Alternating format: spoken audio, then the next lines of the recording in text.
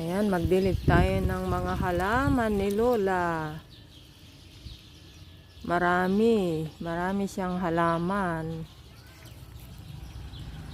May grapes pa doon, may ano yun, lemon ba yun? Tsaka yung yun nalalanta na. Yung sunflower.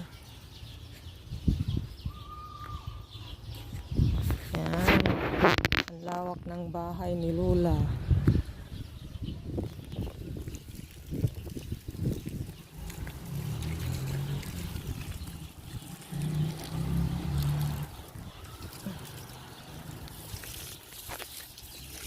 Yan, dilig tayo. May grapes pa doon.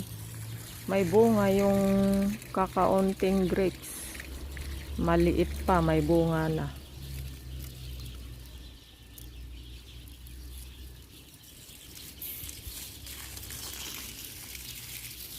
Hindi ko alam kung ano ang klaseng ano ito, tanim.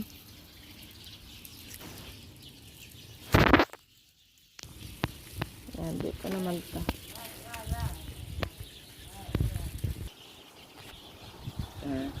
بس تصلحها وترجع تحطيها هونيك وترجع تجي لها.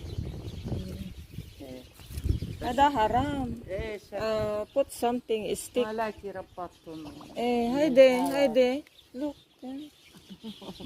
الهوا هاي عم يعملوا الهوا ها. But put like this. ايه معلش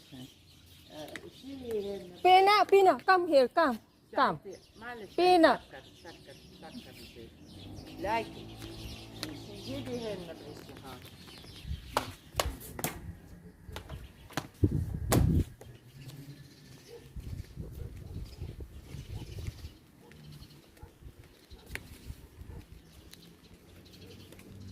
Ayan, kawawa itong sunflower niya,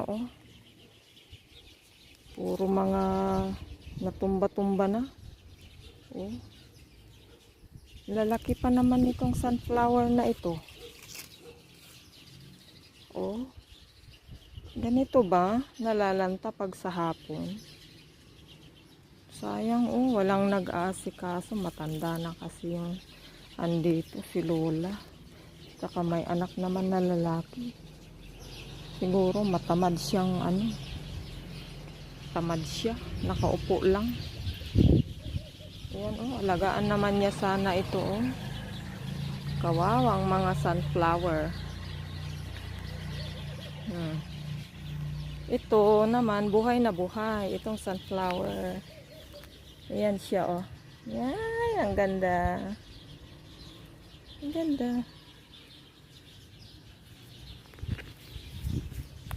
Yes,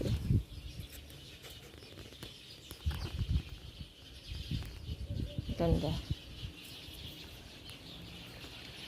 Kulang sa alaga. Ay, adangalog-ngalog dyan Ayan siya, ngalog-ngalog. Ayan, nagado. Matay pa'y adya yan na Itong grapes naman na ito, kakaunti, may bunga siya kinakain naman ata ng mga ibon. Ang daming mga ibon dyan sa loob. Mga maliliit siguro, hindi ko makita. Yan sa puno ng ng cedar tree. Yan, ang ingay may ingay. Lemon ata ito. Lemon. Ayan lemon ata yan. Yan. Kawawa mga sunflower Ito, ang laki sobrang laki siya Mga malalaking sunflower. Mga double. Ialis tayo tani. Napnotidanom ito yan. Ialis tayo. Dito naman sa kabila. Yan.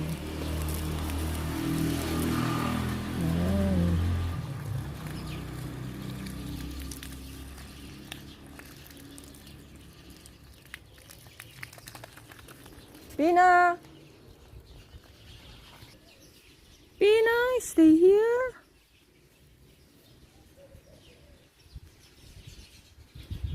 We water the plants of Lola.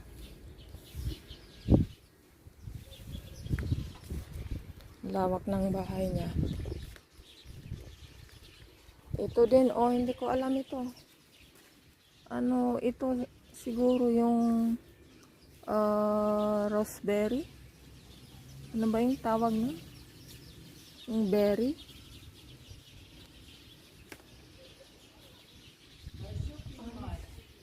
I put home. Here.